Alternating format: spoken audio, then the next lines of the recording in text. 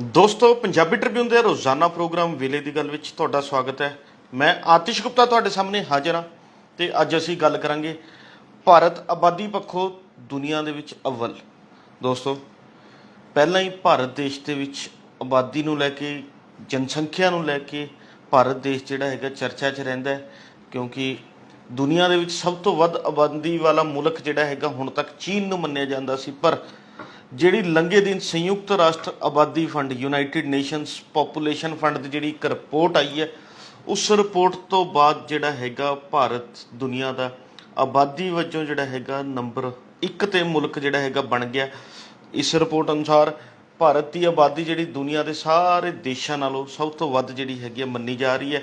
ਤੇ ਇਸ ਰਿਪੋਰਟ ਦੇ ਵਿੱਚ ਯੂਨਾਈਟਿਡ ਨੇਸ਼ਨ ਨੇ ਕਿਹਾ ਵੀ ਕਿ ਭਾਰਤ ਦੀ ਇਸ ਸਮੇਂ ਜਿਹੜੀ ਆਬਾਦੀ ਹੈ ਉਹ 142.86 ਕਰੋੜ ਦੇ ਕਰੀਬ ਜਿਹੜੀ ਹੈਗੀ ਪਹੁੰਚ ਚੁੱਕੀ ਹੈ, ਜਦੋਂ ਕਿ ਚੀਨ ਜੋ ਕਿ ਨੰਬਰ 1 ਤੇ ਸੀਗਾ ਉਸ ਨੂੰ ਅਸੀਂ ਪਛਾੜ ਦਿੱਤਾ ਤੇ ਇਸ ਸਮੇਂ ਚੀਨ ਦੂਜੇ ਨੰਬਰ ਤੇ ਪਹੁੰਚ ਚੁੱਕਾ ਤੇ ਚੀਨ ਦੀ ਆਬਾਦੀ ਜਿਹੜੀ ਹੈਗੀ ਹੈ 142.57 ਕਰੋੜ ਦੇ ਕਰੀਬ ਜਿਹੜੀ ਹੈਗੀ ਹੈ ਇਸ ਸਮੇਂ ਦਰਜ ਕੀਤੀ ਜਾ ਰਹੀ ਹੈ। ਦੋਸਤੋ ਇਸ ਰਿਪੋਰਟ ਦੇ ਨਾਲ ਹੀ ਜਿਹੜਾ ਹੈਗਾ ਜਨਸੰਖਿਆ ਨੂੰ ਲੈ ਕੇ ਇੱਕ ਵਾਰ ਭਾਰਤ ਦੇਸ਼ 'ਚ ਮੁੜ ਤੋਂ ਜਿਹੜਾ ਹੈਗਾ ਚਰਚਾਵਾਂ ਦਾ ਦੌਰ ਸ਼ੁਰੂ ਹੋ ਗਿਆ। ਕਿਸੇ ਵੱਲੋਂ ਜਿਹੜਾ ਹੈਗਾ ਇਸ ਨੂੰ ਜਿਹੜਾ ਹੈਗਾ ਨੱਥ ਪਾਉਣ ਲਈ ਤਰ੍ਹਾਂ ਤਰ੍ਹਾਂ ਦੀਆਂ ਜਿਹੜੇ ਦਲੀਲਾਂ ਦਿੱਤੀਆਂ ਜਾ ਰਹੀਆਂ, ਕਿਸੇ ਵੱਲੋਂ ਕੁਝ, ਕਿਸੇ ਵੱਲੋਂ ਕੁਝ। ਪਰ ਜੇ ਗੱਲ ਕਰੀਏ ਤਾਂ ਦੇਸ਼ 'ਚ ਆਬਾਦੀ ਦੇ ਵਧਣ ਨਾਲ ਕਈ ਤਰ੍ਹਾਂ ਦੇ ਸਾਨੂੰ ਜਿਹੜਾ ਹੈਗਾ ਚੁਣੌਤੀਆਂ ਦਾ ਸਾਹਮਣਾ ਵੀ ਕਰਨਾ ਪੈਂਦਾ ਹੈ, ਕਿਉਂਕਿ ਜਦੋਂ ਜਿਵੇਂ ਜਿਵੇਂ ਆਬਾਦੀ ਵੱਧ ਰਹੀ ਹੈ ਤਾਂ ਸਾਡੇ ਦੇਸ਼ ਦੇ ਵਿੱਚ ਪਹਿਲਾਂ ਹੀ ਹਾਲਾਤ ਮਾੜੇ ਨੇ ਤਾਂ ਹੋਰ ਹਾਲਾਤ ਜਿਹੜੇ ਨੇ ਮਾੜੇ ਹੋ ਸਕਦੇ ਨੇ। ਸਾਡੇ ਦੇਸ਼ 'ਚ ਪਹਿਲਾਂ ਹੀ ਮਹਿੰਗਾਈ ਲਗਾਤਾਰ ਵੱਧ ਰਹੀ ਹੈ, ਮਹਿੰਗਾਈ ਵੱਧ ਰਹੀ ਹੈ, ਰੁਜ਼ਗਾਰ ਘੱਟ ਰਿਹਾ।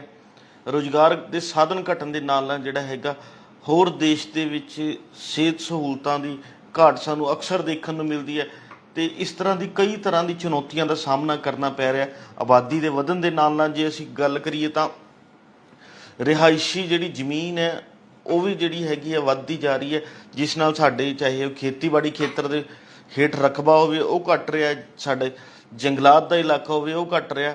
ਉੱਥੇ ਹੀ ਜਿਹੜਾ ਹੈਗਾ ਜਿੱਥੇ ਇੱਕ ਪਾਸੇ ਸਾਡੀ ਆਬਾਦੀ ਵੱਧ ਰਹੀ ਹੈ ਤਾਂ ਦੂਜੇ ਪਾਸੇ ਅਸੀਂ ਲਗਾਤਾਰ ਗਲੋਬਲ ਵਾਰਮਿੰਗ ਦਾ ਜਿਹੜਾ ਹੈਗਾ ਸੰਤਾਪ ਭੋਗ ਰਹੇ ਹਾਂ ਵੀ ਕਿ ਵਾਤਾਵਰਨ ਨਾਲ ਜਿਹੜੀ ਛੇੜਛਾੜ ਹੋ ਰਹੀ ਹੈ, ਪਾਣੀ ਸਾਡਾ ਪ੍ਰਦੂਸ਼ਿਤ ਹੁੰਦਾ ਜਾ ਰਿਹਾ ਹੈ, ਹਵਾ ਪ੍ਰਦੂਸ਼ਿਤ ਹੁੰਦੀ ਜਾ ਰਹੀ ਹੈ, ਇਸ ਨਾਲ ਲੋਕਾਂ ਨੂੰ ਜਿਉਣਾ ਮੁਸ਼ਕਲ ਹੋ ਗਿਆ। ਤਾਂ ਇਹੋ ਜਿਹੇ ਸਾਰੇ ਹਾਲਾਤਾਂ ਦੇ ਵਿੱਚ ਜਿਹੜਾ ਹੈਗਾ ਸਾਡੇ ਦੇਸ਼ ਦੇ ਵਿੱਚ ਲਗਾਤਾਰ ਜਿਹੜਾ ਹੈਗਾ ਹਾਲਾਤ ਨਿੱਤ ਮਾੜੇ ਹੁੰਦੇ ਜਾ ਰਹੇ ਨੇ, ਜਿਸ ਬਾਰੇ ਚਾਹੀਦਾ ਹੈ ਕਿ ਸਾਡੀ ਸਰਕਾਰਾਂ ਨੂੰ ਧਿਆਨ ਦੇਣ ਦੀ ਲੋੜ ਹੈ, ਇਸ ਬਾਰੇ ਸੋਚਣ ਦੀ ਲੋੜ ਹੈ। ਹਾਲਾਂਕਿ ਜੇ ਗੱਲ ਕਰੀਏ ਤਾਂ ਇੱਕ ਚੀਜ਼ ਜਿਹੜੀ ਹੈਗੀ ਹੈ ਕਹੀ ਜਾ ਰਹੀ ਹੈ ਵੀ ਕਿ ਭਾਰਤ ਦੀ ਜਿਵੇਂ ਜਿਵੇਂ ਆਬਾਦੀ ਵੱਧ ਰਹੀ ਹੈ ਤਾਂ ਉਸ ਦੇ ਨਾਲ ਨਾਲ ਜਿਹੜਾ ਭਾਰਤ ਕੋਲ 1.4 ਅਰਬ ਦੇ ਕਰੀਬ ਜਿਹੜੇ ਨੇ ਮੌਕੇ ਮਿਲ ਰਹੇ ਨੇ, ਵੀ ਕਿ ਇੱਕ ਤਰ੍ਹਾਂ ਦੇ ਅਵਸਰ ਵਜੋਂ ਦੇਖਿਆ ਜਾ ਰਿਹਾ ਵੀ ਕਿ ਭਾਰਤ ਕੋਲ ਇੰਨੇ ਜਿਹੜੇ ਨੇ ਅਵਸਰ ਨੇ, ਵੀ ਕਿ ਕਿਉਂਕਿ ਸਾਡੇ ਦੇਸ਼ 'ਚ ਨੌਜਵਾਨਾਂ ਦੀ ਗਿਣਤੀ 1.4 ਅਰਬ ਮੰਨੀ ਜਾ ਰਹੀ ਹੈ ਤੇ ਵੀ ਕਿ ਕਿਹਾ ਜਾ ਰਿਹਾ ਕਿ ਸਾਡੇ ਕੋਲ ਇੰਨੇ ਅਵਸਰ ਨੇ ਵੀ ਕਿ ਅਸੀਂ ਦੇਸ਼ ਨੂੰ ਹੋਰ ਤਰੱਕੀ ਦੀ ਰਾਹ 'ਤੇ ਲੈ ਕੇ ਜਾ ਸਕਦੇ ਹਾਂ। ਪਰ ਸੋਚਣ ਵਾਲੀ ਗੱਲ ਇਹ ਹੈ ਕਿ ਸਾਡੇ ਕੋਲ ਉਸ ਤਰ੍ਹਾਂ ਦੇ ਵਸੀਲੇ ਹੈਗੇ ਨੇ ਵੀ ਕਿ ਅਸੀਂ ਦੇਸ਼ ਨੂੰ ਹੋਰ ਤਰੱਕੀ ਵਾਲੇ ਪਾਸੇ ਲੈ ਕੇ ਜਾ ਸਕੀਏ, ਜਾਂ ਇਹ ਜਿਹੜੇ ਅਸੀਂ ਅਵਸਰ ਦੇ ਮੌਕਿਆਂ ਦੀ ਗੱਲ ਕਰ ਰਹੇ ਹਾਂ ਕਿ ਸਾਡੇ ਕੋਲ ਇੰਨੇ ਅਵਸਰ ਨੇ ਵੀ ਕਿ ਅਸੀਂ ਤਰੱਕੀ ਵੱਲ ਵਧੀਏ। ਕੀ ਸਾਡੀ ਨੌਜਵਾਨੀ, ਸਾਡਾ ਸਾਰਾ ਸਿਸਟਮ ਉਸ ਹਿਸਾਬ ਸਿਰ ਹੈ? ਅਸੀਂ ਆਪਣੇ ਨੌਜਵਾਨਾਂ ਨੂੰ ਇੰਨਾ ਹੁਨਰਮੰਦ ਕੀਤਾ ਹੋਇਆ? ਇਹ ਕਈ ਤਰ੍ਹਾਂ ਦੇ ਸਵਾਲ ਜਿਹੜੇ ਨੇ ਉੱਠ ਕੇ ਸਭ ਦੇ ਸਾਹਮਣੇ ਆਉਂਦੇ ਨੇ, ਕਿਉਂਕਿ ਜੇ ਆਪਾਂ ਚੀਨ ਦੀ ਗੱਲ ਕਰਦੇ ਹਾਂ ਤਾਂ ਚੀਨ ਸਭ ਤੋਂ ਵੱਧ ਜਨਸੰਖਿਆ ਵਾਲਾ ਮੁਲਕ ਜਿਹੜਾ ਹੈਗਾ ਹੁਣ ਤੱਕ ਮੰਨਿਆ ਜਾਂਦਾ ਸੀ। ਪਰ ਚੀਨ ਨੇ ਇੱਕ ਚੀਜ਼ ਸਭ ਤੋਂ ਵੱਡੀ ਜਿਹੜੀ ਹੈਗੀ ਹੈ ਕੀਤੀ ਸੀ, ਉਸਨੇ ਆਪਣੇ ਨੌਜਵਾਨਾਂ ਨੂੰ ਜਿਹੜਾ ਹੈਗਾ ਹੱਥੀਂ ਕੰਮ ਦੇ ਮੌਕੇ ਦਿੱਤੇ। ਉੱਥੇ ਉਹਨਾਂ ਨੇ ਆਪਣੇ ਨੌਜਵਾਨਾਂ ਨੂੰ ਹੁਨਰਬੰਦ ਕੀਤਾ। ਹੁਨਰਬੰਦ ਕਰਨ ਦੇ ਨਾਲ ਨਾਲ ਜਿਹੜਾ ਹੈਗਾ ਉੱਥੇ ਰੁਜ਼ਗਾਰ ਦੇ ਮੌਕੇ ਜਿਹੜੇ ਨੇ ਕਈ ਤਰ੍ਹਾਂ ਦੇ ਪੈਦਾ ਕੀਤੇ, ਜਿਸ ਕਰਕੇ ਅੱਜ ਚੀਨ ਜਿਹੜਾ ਹੈਗਾ ਦੁਨੀਆ ਭਰ ਦੇ ਵਿੱਚ ਸਨਅਤੀ ਖੇਤਰਾਂ ਦੇ ਵਿੱਚ ਮੋਹਰੀ ਦੇਸ਼ਾਂ ਦੇ ਵਿੱਚ ਜਿਹੜਾ ਹੈਗਾ ਸ਼ਾਮਲ ਹੁੰਦਾ, ਕਿਉਂਕਿ ਚੀਨ ਜਿਹੜਾ ਹੈਗਾ ਵਪਾਰਕ ਖੇਤਰ ਦੇ ਵਿੱਚ ਵੀ ਸਭ ਤੋਂ ਅੱਗੇ ਰਹਿ ਰਿਹਾ। ਤਾਂ ਇਸ ਤਰ੍ਹਾਂ ਚੀਨ ਦੀ ਜਿਹੜੀ ਆਰਥਿਕਤਾ ਬਹੁਤ ਮਜ਼ਬੂਤ ਹੋ ਚੁੱਕੀ ਹੈ, ਉਹ ਆਰਥਿਕ ਪੱਖੋਂ ਜਿਹੜਾ ਹੈਗਾ ਹੋਰ ਅੱਗੇ ਵੱਧਦਾ ਜਾ ਰਿਹਾ ਤੇ ਕਿਤੇ ਨਾ ਕਿਤੇ ਚੀਨ ਆਪਣੇ ਆਪ ਨੂੰ ਜਿਹੜਾ ਹੈਗਾ ਆਰਥਿਕ ਪੱਖੋਂ ਦੁਨੀਆ ਦੇ ਵਿੱਚ ਹੋਰ ਮਜ਼ਬੂਤ ਦੇਸ਼ਾਂ ਦੇ ਵਿੱਚ ਸ਼ਾਮਲ ਕਰਨ ਵਾਲੇ ਪਾਸੇ ਤੇਜ਼ੀ ਨਾਲ ਦੌੜ ਰਿਹਾ। ਤੇ ਚੀਨ ਨੇ ਜਿਹੜਾ ਹੈਗਾ ਪਿਛਲੇ ਦਿਨੀ ਸਿੱਖਿਆ ਦੇ ਖੇਤਰ 'ਚ, ਸਿਹਤ ਸਹੂਲਤਾਂ 'ਚ ਹੋਰ ਵੀ ਜਿਹੜਾ ਹੈਗਾ ਵਾਧੂ ਧਿਆਨ ਦਿੱਤਾ ਹੈ। ਪਰ ਜਦੋਂ ਅਸੀਂ ਭਾਰਤ ਦੀ ਗੱਲ ਕਰਦੇ ਹਾਂ ਤਾਂ ਭਾਰਤ ਦੇ ਵਿੱਚ ਹਾਲਾਤ ਬਿਲਕੁਲ ਉਲਟ ਨੇ। ਜੋ ਸਾਡੇ ਦੇਸ਼ 'ਚ ਸਿੱਖਿਆ 'ਤੇ, ਸਿਹਤ 'ਤੇ, ਰੁਜ਼ਗਾਰ 'ਤੇ ਸਾਡੇ ਖੇਤੀਬਾੜੀ ਸਿਸਟਮ ਤੇ, ਸਾਡੇ ਸਨਅਤੀ ਖੇਤਰ ਤੇ ਜੋ ਧਿਆਨ ਸਾਡੀਆਂ ਸਰਕਾਰਾਂ ਨੂੰ ਦੇਣਾ ਚਾਹੀਦਾ ਸੀ ਉਹ ਸਰਕਾਰਾਂ ਵੱਲੋਂ ਨਹੀਂ ਦਿੱਤਾ ਗਿਆ। ਇਸੇ ਕਰਕੇ ਅੱਜ ਸਾਡਾ ਦੇਸ਼ ਲਗਾਤਾਰ ਜਿਹੜਾ ਹੈਗਾ ਕੁਆਲਿਟੀ ਵਜੋਂ ਜਿਹੜਾ ਹੈਗਾ ਪਛੜਦਾ ਜਾ ਰਿਹਾ। ਕਦੀ ਸਾਡੇ ਦੇਸ਼ ਦੀ ਨੌਜਵਾਨੀ ਬਹੁਤ ਹੁਨਰਮੰਦ ਹੁੰਦੀ ਸੀ, ਅੱਜ ਸਾਡੀ ਨੌਜਵਾਨੀ ਜਿਹੜੀ ਹੈਗੀ ਆ ਉਹ ਹੁਨਰਮੰਦ ਘੱਟ ਹੋ ਰਹੀ ਹੈ। ਤੇ ਇਹਨਾਂ ਸਾਰੀਆਂ ਚੀਜ਼ਾਂ ਵੱਲ ਸੋਚਣ ਦੀ ਲੋੜ ਹੈ। ਪਰ ਜੇ ਗੱਲ ਕਰੀਏ ਤਾਂ ਕੇਂਦਰ ਸਰਕਾਰ ਵੱਲੋਂ ਸਾਡੇ ਸਿੱਖਿਆ ਦੇ ਸਿਸਟਮ ਤੇ ਜਿਸ ਤਰ੍ਹਾਂ ਦੇ ਫੈਸਲੇ ਲਏ ਜਾਂਦੇ ਨੇ, ਜੋ ਨੀਤੀਆਂ ਬਣਾਈਆਂ ਜਾਂਦੀਆਂ ਨੇ, ਤਾਂ ਉਹ ਵੀ ਅਕਸਰ ਹੀ ਜਿਹੜਾ ਹੈਗਾ ਸਵਾਲਾਂ ਦੇ ਘੇਰੇ 'ਚ ਦਿਖਾਈ ਦਿੰਦੀ ਹੈ। ਕਿਉਂਕਿ ਕੇਂਦਰ ਸਰਕਾਰ ਵੱਲੋਂ ਜਿਹੜਾ ਹੈਗਾ ਇੱਕ ਚੀਜ਼ ਤਾਂ ਪੱਕੀ ਹੈ ਕਿ ਨਿਊ ਐਜੂਕੇਸ਼ਨ ਪਾਲਿਸੀ ਜਿਹੜੀ ਉਹ 2020 'ਚ ਲੈ ਕੇ ਆਏ ਸੀਗੇ, ਤਾਂ ਉਸ ਅਨੁਸਾਰ ਜਿਹੜਾ ਹੈਗਾ ਸਾਡੇ ਜਿਹੜਾ GDP ਦਾ ਸਾਰੇ ਸੂਬਿਆਂ ਦੀ ਮਿਲਾ ਕੇ ਜਾਂ ਦੇਸ਼ ਦੀ ਮਿਲਾ ਕੇ 2.9% ਜਿਹੜਾ ਹੈਗਾ ਉਹ ਖਰਚ ਕੀਤਾ ਜਾਂਦਾ, ਜਦੋਂ ਕਿ ਖਰਚ ਕੀਤਾ ਵੱਧ ਜਾਣਾ ਚਾਹੀਦਾ। ਤੇ ਇਸ ਦੇ ਨਾਲ ਹੀ ਜਿਹੜਾ ਹੈਗਾ ਦੇਸ਼ ਦੇ ਟੋਟਲ ਕੁੱਲ ਖਰਚਿਆਂ ਦੀ ਗੱਲ ਕਰੀਏ ਤਾਂ ਉਸ 0.37% ਇਸ ਸਮੇਂ ਖਰਚ ਕੀਤਾ ਜਾਂਦਾ, ਜਿਹੜੀ ਕਿ ਪਰ ਨੈਸ਼ਨਲ ਐਜੂਕੇਸ਼ਨ ਪਾਲਿਸੀ 2020 ਆਈ ਸੀ, ਉਸ 'ਚ ਕੇਂਦਰ ਸਰਕਾਰ ਦਾ ਟੀਚਾ ਸੀਗਾ ਵੀ ਕਿ ਅਸੀਂ ਜਿਹੜਾ GDP ਦਾ 6% ਹਿੱਸਾ ਜਿਹੜਾ ਹੈਗਾ ਉਹ ਸਿੱਖਿਆ 'ਤੇ ਹੀ ਖਰਚ ਕਰਾਂਗੇ। ਇਹ ਜਿਹੜਾ ਹੈ ਉਹਨਾਂ ਦਾ ਇੱਕ ਏਮ ਰੱਖਿਆ ਗਿਆ ਸੀਗਾ। ਪਰ ਜੋ ਅੱਜ ਹਾਲਾਤ ਨੇ, ਕਿਉਂਕਿ 2023 ਚੱਲ ਰਿਹਾ, ਉਸ ਤਰ੍ਹਾਂ ਦਾ ਕੁਝ ਹੁੰਦਾ ਦਿਖਾਈ ਨਹੀਂ ਦੇ ਰਿਹਾ ਵੀ ਕਿ GDP ਦਾ 6% ਹਿੱਸਾ ਜਿਹੜਾ ਹੈਗਾ ਖਰਚਿਆ ਜਾਂਦਾ ਹੋਵੇ। ਹੁਣ ਤੱਕ ਇਹ ਆંકੜਾ ਜਿਹੜਾ ਅੱਧ ਤੇ 3% 'ਤੇ ਪਹੁੰਚਦਾ ਦਿਖਾਈ ਦੇ ਰਿਹਾ। ਇਸ ਲਈ ਉਸ ਵੱਲ ਵੀ ਜਿਹੜਾ ਹੈਗਾ ਸੋਚਣ ਦੀ ਲੋੜ ਹੈ, ਵਿਚਾਰਨ ਦੀ ਲੋੜ ਹੈ। ਕਿਉਂਕਿ ਜੇ ਅਸੀਂ ਇਹ ਤਾਂ ਸਿੱਖਿਆ ਦੀ ਗੱਲ ਸੀ, ਸਿਹਤ ਸਹੂਲਤਾਂ ਦੀ ਗੱਲ ਕਰੀਏ ਤਾਂ ਸਾਡੇ ਦੇਸ਼ 'ਚ ਜਿਹੜਾ ਹੈਗਾ ਵਧੀਆ ਸਿਹਤ ਸਹੂਲਤਾਵਾਂ ਨਾ ਹੋਣ ਕਰਕੇ ਅਸੀਂ ਵੱਡੀ ਗਿਣਤੀ 'ਚ ਲੋਕਾਂ ਨੂੰ ਜਿਹੜਾ ਹੈਗਾ ਕਈ ਤਰ੍ਹਾਂ ਦੀ ਬਿਮਾਰੀਆਂ ਦਾ ਸਾਹਮਣਾ ਕਰਦਿਆਂ ਨੂੰ ਦੇਖਦੇ ਹਾਂ। ਕਿਉਂਕਿ ਸਾਡੇ ਦੇਸ਼ 'ਚ ਜਿਹੜਾ ਹੈਗਾ ਇਲਾਜ ਬਹੁਤ ਹੀ ਮਹਿੰਗਾ ਹੈ, ਕਿਉਂਕਿ ਸਰਕਾਰੀ ਖੇਤਰ ਦੇ ਵਿੱਚ ਜੋ ਸਹੂਲਤਾਵਾਂ ਲੋਕਾਂ ਨੂੰ ਮਿਲਣੀਆਂ ਚਾਹੀਦੀਆਂ ਉਹ ਸਹੂਲਤਾਵਾਂ ਨਹੀਂ ਮਿਲ ਰਹੀਆਂ। ਉਸ ਕਾਰਨ ਵੀ ਲੋਕਾਂ ਨੂੰ ਕਈ ਤਰ੍ਹਾਂ ਦੀ ਪਰੇਸ਼ਾਨੀਆਂ ਦਾ ਸਾਹਮਣਾ ਕਰਨਾ ਪੈਂਦਾ, ਸਭ ਕੁਝ ਕਰਨਾ ਪੈਂਦਾ। ਤੇ ਇਸ ਕਰਕੇ ਵੀ ਸਾਡੇ ਦੇਸ਼ ਦੇ ਵਿੱਚ ਇਹ ਇੱਕ ਵੱਡੀ ਚੁਣੌਤੀ ਵਜੋਂ ਉੱਭਰ ਰਹੀ ਹੈ। ਦੂਜੇ ਪਾਸੇ ਅਸੀਂ ਨਾਲ ਹੀ ਦੇਖੀਏ ਤਾਂ ਸਨਅਤੀ ਖੇਤਰ ਦੀ ਗੱਲ ਕਰੀਏ ਤਾਂ ਅੱਜ ਤੋਂ ਲਗਭਗ 30 ਸਾਲ ਪਹਿਲਾਂ ਜਿਹੜਾ ਹੈਗਾ ਚੀਨ ਦੇ ਵਿੱਚ ਸਨਅਤੀ ਖੇਤਰ ਦਾ ਜਿਹੜਾ ਉਭਾਰ ਹੈ ਉਹ ਸ਼ੁਰੂ ਹੋ ਗਿਆ ਸੀਗਾ। ਚੀਨ ਦੇ ਵਿੱਚ ਵੱਡੀ ਗਿਣਤੀ 'ਚ ਸਨਅਤ ਜਿਹੜੀ ਹੈਗੀ ਉੱਥੇ ਕਾਬਜ਼ ਹੋਈ। ਸਨਅਤ ਨੂੰ ਪ੍ਰਫੁੱਲਤ ਵੀ ਚੀਨ ਨੇ ਕੀਤਾ ਤੇ ਉਸ ਦੇ ਨਾਲ ਚੀਨ ਜਿਹੜਾ ਹੈਗਾ ਆਰਥਿਕ ਪੱਖੋਂ ਵੀ ਬਹੁਤ ਮਜ਼ਬੂਤ ਹੋਇਆ। ਪਰ ਅੱਜ ਉਹੀ ਜਿਹੜੀ ਸਨਅਤ ਹੈ ਸਾਡੇ ਦੇਸ਼ 'ਚ ਤਾਂ ਬਹੁਤ ਘੱਟ ਹੈ, ਪਰ ਚੀਨ ਤੋਂ ਵੀ ਜਿਹੜੀ ਹੈਗੀ ਕਿਤੇ ਨਾ ਕਿਤੇ ਖੁਸਦੀ ਹੋਈ ਦਿਖਾਈ ਦੇ ਰਹੀ ਹੈ। ਹੁਣ ਉਹੀ ਜਿਹੜੀ ਸਨਅਤੀ ਖੇਤਰ ਹੈ ਉਹ ਵੀਅਤਨਾਮ, ਦੱਖਣੀ ਕੋਰੀਆ ਤੇ ਹੋਰਨਾਂ ਮੁਲਕਾਂ 'ਚ ਜਿਹੜਾ ਹੈਗਾ ਉੱਧਰਲੇ ਪਾਸੇ ਜਿਹੜਾ ਹੈਗਾ ਪਲਾਨ ਕਰ ਰਹੀ ਹੈ। ਪਰ ਦੋਸਤੋ ਇੱਕ ਚੀਜ਼ ਜਿਹੜੀ ਹੈਗੀ ਸਪਸ਼ਟ ਹੈ ਵੀ ਕਿ ਅਸੀਂ ਦੇਖਦੇ ਹਾਂ ਵੀ ਕਿ ਭਾਰਤ ਦੇ ਵਿੱਚ ਜਿਹੜੀ ਇਹ ਸਭ ਤੋਂ ਵੱਧ ਆਬਾਦੀ ਜਿਹੜੀ ਹੈਗੀ ਗਿਣੀ ਗਈ ਹੈ ਵੀ ਕਿ ਅਸੀਂ ਮੁਲਕ ਦੇ ਸਭ ਤੋਂ ਵੱਧ ਆਬਾਦੀ ਵਾਲਾ ਦੇਸ਼ ਬਣ ਗਿਆ। ਤਾਂ ਇੱਥੇ ਜੇ ਆਬਾਦੀ ਦੀ ਗੱਲ ਕਰੀਏ ਤਾਂ ਆંકੜੇ ਦੱਸਦੇ ਨੇ ਵੀ ਕਿ ਸਾਡੇ ਦੇਸ਼ ਦੇ ਵਿੱਚ 0 ਤੋਂ 14 ਸਾਲ ਤੱਕ ਦੀ ਉਮਰ ਦੀ ਆਬਾਦੀ 25% ਜਿਹੜੀ ਹੈਗੀ ਹੈ ਮੰਨੀ ਜਾ ਰਹੀ ਹੈ। ਉੱਥੇ ਹੀ ਜਿਹੜਾ ਹੈਗਾ 15 ਤੋਂ 64 ਸਾਲ ਤੱਕ ਦੀ ਆਬਾਦੀ ਜਿਹੜਾ ਹੈਗੀ ਹੈ ਉਹ 68% ਹੈ। ਤੇ 65 ਸਾਲ ਤੋਂ ਉੱਪਰ ਬਜ਼ੁਰਗ ਜਿਨ੍ਹਾਂ ਨੂੰ ਅਸੀਂ ਮੰਨਦੇ ਹਾਂ ਉਹਨਾਂ ਦੀ ਆਬਾਦੀ ਸਿਰਫ 7% ਹੈ।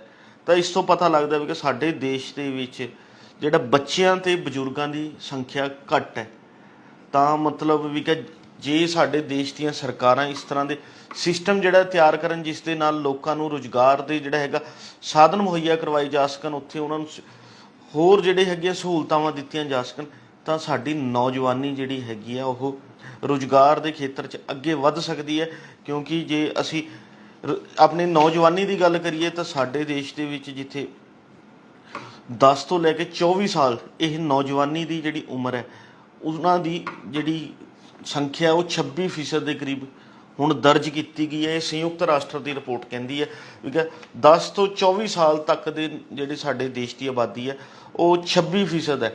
ਕਿਉਂਕਿ ਇਹ ਕੋਈ ਘੱਟ ਨਹੀਂ ਹੁੰਦੀ। ਇਹੀ ਸਮਾਂ ਜਿਹੜਾ ਹੈਗਾ ਨੌਜਵਾਨੀ ਦਾ ਬੜਾ ਵੱਧ ਚੜ੍ਹ ਕੇ ਕੰਮ ਕਰਨ ਵਾਲਾ ਹੁੰਦਾ ਤੇ ਸਾਡੀਆਂ ਸਰਕਾਰਾਂ ਨੂੰ ਚਾਹੀਦਾ ਵੀ ਕਿ ਉਹ ਇਸ ਪਾਸੇ ਧਿਆਨ ਦੇਣ ਤਾਂ ਜੋ ਸਾਡੀ ਨੌਜਵਾਨੀ ਨੂੰ ਜਿਹੜਾ ਹੈਗਾ ਉਹ ਕੰਮਕਾਰ ਦੇ ਖੇਤਰ ਦੇ ਵਿੱਚ ਅੱਗੇ ਲਿਆਂਦਾ ਜਾ ਸਕੇ ਤੇ ਹੋਰ ਵੀ ਕੀਤਾ ਜਾ ਸਕੇ। ਪਰ ਜਦੋਂ ਅਸੀਂ ਭਾਰਤ ਦੇ ਵਿੱਚ ਆਬਾਦੀ ਦੀ ਗੱਲ ਕਰਦੇ ਹਾਂ ਤਾਂ ਸਾਡੇ ਦੇਸ਼ 'ਚ ਆਬਾਦੀ ਬਹੁਤ ਹੀ ਵੰਡਵੀਂ ਜੀ ਹੈ। ਕਿਉਂਕਿ ਸਾਡੇ ਦੇਸ਼ ਦੇ ਵਿੱਚ ਹਰ ਸੂਬੇ ਦੀ ਇੱਕ ਆਪਣੀ ਜਨਸੰਖਿਆ, ਆਪਣਾ ਸਿਸਟਮ ਹੈ, ਆਪਣਾ ਹਿਸਾਬ ਕਿਤਾਬ ਹੈ। ਤੇ ਇਸ ਦੇ ਨਾਲ ਹੀ ਜੇ ਅਸੀਂ ਆਪਣੇ ਪੂਰਬੀ ਤੇ ਕੀ ਨੇ ਦੱਖਣੀ ਸੂਬਿਆਂ ਦੀ ਗੱਲ ਕਰਦੇ ਆ, ਇਹਨਾਂ ਵੱਲ ਨਜ਼ਰ ਮਾਰਦੇ ਆ ਤਾਂ ਇਹ ਵੀ ਜਿਹੜੇ ਆંકੜੇ ਨੇ ਬਹੁਤ ਹੈਰਾਨੀਜਨਕ ਨੇ। ਕਿਉਂ ਜਦੋਂ ਅਸੀਂ ਸਾਡੇ ਦੇਸ਼ ਦੇ ਦੱਖਣੀ ਸੂਬਿਆਂ ਦੀ ਗੱਲ ਕਰੀਏ, ਚਾਹੇ ਉਹ ਉੱਥੇ ਕੇਰਲਾ ਹੋਵੇ, ਤਮਿਲਨਾਡੂ ਹੋਵੇ, ਕਰਨਾਟਕਾ ਹੋਵੇ, ਆਂਧਰਾ ਪ੍ਰਦੇਸ਼ ਹੋਵੇ, ਤੇਲੰਗਾਨਾ ਹੋਵੇ, ਇਹਨਾਂ ਜੇ 5-6 ਸੂਬਿਆਂ ਦੀ ਅਸੀਂ ਆਬਾਦੀ ਮਿਲਾ ਲਈਏ ਤਾਂ ਦੇਸ਼ ਦੀ ਕੁੱਲ ਆਬਾਦੀ ਦਾ 20% ਹਿੱਸਾ ਜਿਹੜਾ ਇਹਨਾਂ 5-6 ਸੂਬਿਆਂ ਤੋਂ ਬਣਦਾ ਹੈ। ਵੀ ਕਿ ਪਤਾ ਲੱਗਦਾ ਵੀ ਕਿ ਸਿਰਫ ਦੇਸ਼ ਦੇ 5-6 ਸੂਬਿਆਂ ਦੀ ਆਬਾਦੀ ਜਿਹੜੀ ਹੈਗੀ ਲਗਭਗ 20% ਦੇ ਕਰੀਬ ਪਹੁੰਚ ਰਹੀ ਹੈ। ਇਸੇ ਤਰ੍ਹਾਂ ਹੋਰ ਪਾਸਿਆਂ ਦੀ ਗੱਲ ਹੈ ਵੀ ਕਿ ਉੱਥੇ ਵੀ ਆਬਾਦੀ ਜਿਹੜੀ ਹੈ ਇਸੇ ਤਰ੍ਹਾਂ ਬਣਦੀ ਹੈ, ਪਰ ਘੁੰਮ ਕੇ ਉਹੀ ਗੱਲ ਆਉਂਦੀ ਹੈ ਵੀ ਕਿ ਸਾਡੀਆਂ ਸਰਕਾਰਾਂ ਦੀ ਕੋਈ ਨੀਤੀਆਂ ਵਧੀਆ ਨਾ ਹੋਣ ਕਰਕੇ ਜਿਹੜਾ ਸਾਨੂੰ ਅਕਸਰ ਹੀ ਕਈ ਤਰ੍ਹਾਂ ਦੀ ਚੁਣੌਤੀਆਂ ਦਾ ਸਾਹਮਣਾ ਕਰਨਾ ਪੈਂਦਾ। ਅਤੇ ਸਾਡੇ ਦੇਸ਼ ਦਾ ਹੋਰਨਾਂ ਮੁਲਕਾਂ ਨਾਲ ਜਦੋਂ ਕੰਪੈਰੀਜ਼ਨ ਕੀਤਾ ਜਾਂਦਾ, ਤਾਲਮੇਲ ਕੀਤਾ ਜਾਂਦਾ, ਤਾਂ ਸਾਡੇ ਦੇਸ਼ ਦੇ ਹਾਲਾਤ ਬਹੁਤ ਹੀ ਮਾੜੇ ਦਿਖਾਏ ਜਾਂਦੇ ਨੇ। ਪਰ ਜੇ ਅਸੀਂ ਆਪਣੇ ਦੇਸ਼ ਦੀ ਜਨਸੰਖਿਆ ਦੀ ਗੱਲ ਕਰ ਰਹੇ ਹਾਂ ਤਾਂ ਜਨਸੰਖਿਆ ਦੇ ਵਿੱਚ ਦੇਖੀਏ ਤਾਂ ਕੁੱਲ ਦੁਨੀਆ ਦੀ ਜਿਹੜੀ ਕੁੱਲ ਆਬਾਦੀ ਹੈ, ਕੁੱਲ ਜਨਸੰਖਿਆ, ਉਸਦਾ 20% ਹਿੱਸਾ ਸਿਰਫ ਭਾਰਤ ਦੇ ਪੱਲੇ ਆਉਂਦਾ ਹੈ। ਵੀ ਕਿ ਭਾਰਤ ਦੀ ਜਿਹੜੀ 20% ਕੁੱਲ ਜਨਸੰਖਿਆ ਉਹ ਦੁਨੀਆ ਦੀ ਜਨਸੰਖਿਆ ਦਾ 20% ਹਿੱਸਾ ਬਣਦੀ ਹੈ। ਅਤੇ ਜਦੋਂ ਅਸੀਂ ਸਾਡੀ ਜ਼ਮੀਨ ਦੀ ਗੱਲ ਕਰਦੇ ਹਾਂ ਕਿ ਸਾਡੇ ਕੋਲ ਉਰੇ ਜਿਹੜਾ ਧਰਤੀ ਕਿੰਨੀ ਹੈ, ਤਾਂ ਧਰਤੀ ਹੇਠਲੀ ਜ਼ਮੀਨ ਦੀ ਗੱਲ ਦੁਨੀਆ ਭਰ ਦੀ ਕੁੱਲ ਜ਼ਮੀਨ ਦਾ ਸਿਰਫ 4% ਹਿੱਸਾ ਭਾਰਤ ਦੇ ਪੱਲੇ ਪੈਂਦਾ। ਤਾਂ ਪਤਾ ਲੱਗਦਾ ਵੀ ਕਿ ਅਸੀਂ ਦੁਨੀਆ ਦੀ 20% ਆਬਾਦੀ ਨੂੰ 4% ਜ਼ਮੀਨ 'ਤੇ ਜਿਹੜਾ ਹੈਗਾ ਠਹਿਰਾ ਰਹੇ ਹਾਂ, ਉੱਥੇ ਦੇ ਰਹਿਣ ਸਹਿਣ ਦਾ ਪ੍ਰਬੰਧ ਕਰ ਰਿਹਾ। ਕਿਉਂਕਿ ਇਹਨਾਂ ਹਾਲਾਤਾਂ 'ਚ ਸਾਡਾ ਦੇਸ਼ ਕਿੰਨੀ ਕੁ ਤਰੱਕੀ ਕਰ ਸਕਦਾ, ਕੀ ਕਰ ਸਕਦਾ, ਉਹ ਬਹੁਤ ਹੀ ਮਤਲਬ ਸੋਚਣ ਵਾਲੀ ਗੱਲ ਹੈ, ਵਿਚਾਰਨ ਵਾਲੀ ਗੱਲ ਹੈ। ਇਸ ਦੇ ਨਾਲ ਹੀ ਸਾਡੇ ਕਈ ਮਾਹਰ ਜਿਹੜੇ ਨੇ ਉਹ ਕਹਿ ਰਹੇ ਨੇ, ਕਈ ਲੋਕ ਵੀ ਇਸ ਗੱਲ ਦਾ ਜ਼ਿਕਰ ਕਰ ਰਹੇ ਨੇ ਵੀ ਕਿ ਸਰਕਾਰ ਨੂੰ ਨੀਤੀ ਬਣਾਉਣੀ ਚਾਹੀਦੀ ਹੈ ਵੀ ਕਿ ਉਹ ਜਿਹੜਾ ਜਨਸੰਖਿਆ 'ਤੇ ਕੰਟਰੋਲ ਕੀਤਾ ਜਾ ਸਕੇ, ਇਹ ਜਿਹੜੀ ਆਬਾਦੀ ਵੱਧ ਰਹੀ ਹੈ ਉਸ 'ਤੇ ਨੱਥ ਪਾਈ ਜਾ ਸਕੇ। ਜਿਵੇਂ ਕਿ ਚੀਨ ਨੇ ਜਿਹੜਾ ਹੈਗਾ ਸਿੰਗਲ ਚਾਈਲਡ ਪਾਲਿਸੀ ਲਾਗੂ ਕੀਤੀ ਹੋਈ ਹੈ।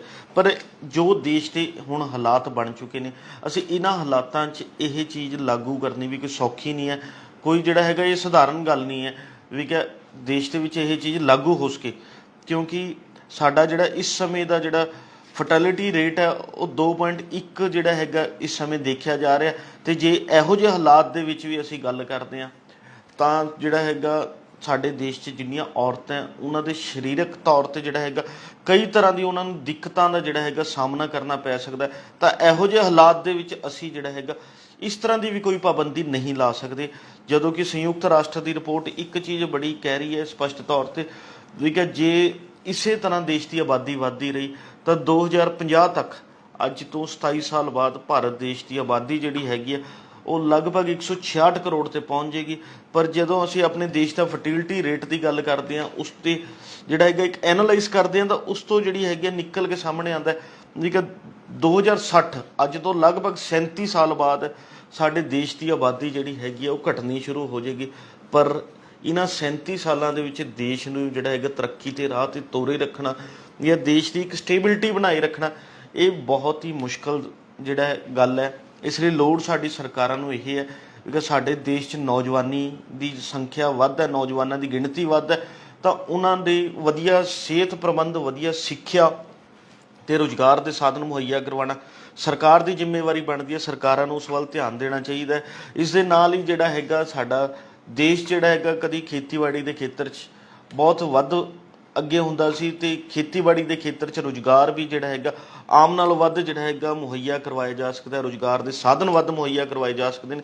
ਇਸ ਲਈ ਸਰਕਾਰ ਨੂੰ ਚਾਹੀਦਾ ਵੀ ਕਿ ਜਿੱਥੇ ਉਹ ਸਾਡੇ ਨੌਜਵਾਨੀ ਨੂੰ ਸਿੱਖਿਆ ਦੇ ਖੇਤਰ 'ਚ ਅੱਗੇ ਲਿਆਵੇ, ਉਹਨਾਂ ਨੂੰ ਹੋਰ ਸਿੱਖਿਅਤ ਕਰੇ, ਉੱਥੇ ਹੀ ਚਾਹੇ ਉਹ ਖੇਤੀਬਾੜੀ ਹੋਵੇ, ਇਸ ਵੱਲ ਵੀ ਨੌਜਵਾਨਾਂ ਨੂੰ ਵਧਾਵੇ। ਅਤੇ ਦੂਜੇ ਪਾਸੇ ਸਾਡੇ ਦੇਸ਼ 'ਚ ਸਨਅਤ ਨੂੰ ਜਿਹੜਾ ਹੈਗਾ ਖੜਾ ਕਰਨ ਲਈ ਵੀ ਕੋਈ ਰਣਨੀਤੀ ਤਿਆਰ ਕਰੀ ਜਾ ਸਕੇ, ਇੱਕ ਜਿਹੜਾ ਹੈਗਾ ਨੀਤੀ ਬਣਾਈ ਜਾਵੇ, ਤਾਂ ਜੋ ਸਾਡੇ ਦੇਸ਼ ਦੇ ਵਿੱਚ ਜਿਹੜੀ ਇਸ ਸਮੇਂ ਚਾਹੇ ਉਹ ਸਿਹਤ ਦੀ ਗੱਲ ਹੋਵੇ, ਸਿੱਖਿਆ ਦੀ ਗੱਲ ਹੋਵੇ, ਰੁਜ਼ਗਾਰ ਦੀ ਗੱਲ ਹੋਵੇ, ਖੇਤੀਬਾੜੀ ਦੀ ਗੱਲ ਹੋਵੇ, ਇਸ ਤਰ੍ਹਾਂ ਦੀ ਜਿਹੜੀ ਚੁਣੌਤੀਆਂ ਖੜੀਆਂ ਹੋ ਰਹੀਆਂ ਉਹਨਾਂ ਸਾਰੀ ਚੁਣੌਤੀਆਂ ਨਾਲ ਅਸੀਂ ਸਾਹਮਣਾ ਕਰ ਸਕੀਏ, ਉਸ ਨਾਲ ਨਿਪਟ ਸਕੀਏ, ਤਾਂ ਜੋ ਸਾਡੇ ਦੇਸ਼ 'ਚ ਭਾਵੇਂ ਮੁਲਕ ਦੇ ਹੋਰਨਾਂ ਦੇਸ਼ਾਂ ਨਾਲੋਂ ਵੱਧ ਆਬਾਦੀ ਵਾਲਾ ਮੁਲਕ ਜਿਹੜਾ ਹੈਗਾ ਬਣ ਗਿਆ, ਪਰ ਇਸ ਦੇ ਬਾਵਜੂਦ ਸਾਡੇ ਜਿਹੜਾ ਦੇਸ਼ ਹੈ ਉਹ ਆਰਥਿਕ ਪੱਖੋਂ ਮਜ਼ਬੂਤ ਰਹੇ। ਇਸ ਲਈ ਸਰਕਾਰ ਨੂੰ ਚਾਹੀਦਾ ਵੀ ਕਿ ਉਹ ਇੱਕ ਰਣਨੀਤੀ ਤਿਆਰ ਕਰਕੇ ਉਹ ਦੇਸ਼ ਦੇ ਵਿੱਚ ਲਾਗੂ ਕਰੇ, ਤਾਂ ਜੋ ਸਾਡੇ ਦੇਸ਼ 'ਚ ਜਿਹੜੀ ਮਹਿੰਗਾਈ ਵੱਧ ਰਹੀ ਹੈ ਉਹ ਮਹਿੰਗਾਈ 'ਤੇ ਨੱਥ ਪਾਈ ਜਾ ਸਕੇ, ਅਤੇ ਜਿਹੜੇ ਬੇਰੁਜ਼ਗਾਰੀ ਵੱਧ ਰਹੀ ਹੈ ਸਾਡੇ ਨੌਜਵਾਨਾਂ ਨੂੰ ਰੁਜ਼ਗਾਰ ਮੁਹੱਈਆ ਕਰਵਾਏ ਜਾ ਸਕੇ। ਉਹ ਤਾਂ ਹੁਣ ਉਦੋਂ ਹੀ ਪਤਾ ਲੱਗੇਗਾ ਜਦੋਂ ਸਾਡੀ ਸਰਕਾਰਾਂ ਕੀ ਨੀਤੀ ਤਿਆਰ ਕਰਦੀਆਂ ਨੇ, ਕੀ ਫੈਸਲੇ ਲੈਂਦੀਆਂ ਨੇ, ਉਸ ਤੋਂ ਬਾਅਦ ਹੀ ਪਤਾ ਲੱਗੇਗਾ ਵੀ ਕਿ ਸਰਕਾਰਾਂ ਇਸ ਵੱਲ ਕਿੰਨਾ ਕੁ ਧਿਆਨ ਦੇ ਰਹੀਆਂ ਨੇ। ਪਰ ਪੰਜਾਬੀ ਟ੍ਰਿਬਿਊਨ ਤੁਹਾਡੇ ਤੱਕ ਲਗਾਤਾਰ ਇਸ ਤਰ੍ਹਾਂ ਦੇ ਜਨਤਕ ਮੁੱਦਿਆਂ ਨੂੰ, ਲੋਕਾਂ ਦੀਆਂ ਸਮੱਸਿਆਵਾਂ ਨੂੰ ਤੁਹਾਡੇ ਅੱਗੇ ਲੈ ਕੇ ਆਉਂਦਾ ਰਹੇਗਾ, ਤੁਹਾਡੇ ਤੱਕ ਰੱਖਦਾ ਰਹੇਗਾ। ਤੇ ਕੱਲ ਨੂੰ ਫੇਰ ਇਸੇ ਸਮੇਂ ਇੱਕ ਨਵੇਂ ਮੁੱਦੇ ਤੇ ਗੱਲਬਾਤ ਕਰਾਂਗੇ ਪ੍ਰੋਗਰਾਮ ਵੇਲੇ ਦੀ ਗੱਲ ਵਿੱਚ। ਧੰਨਵਾਦ।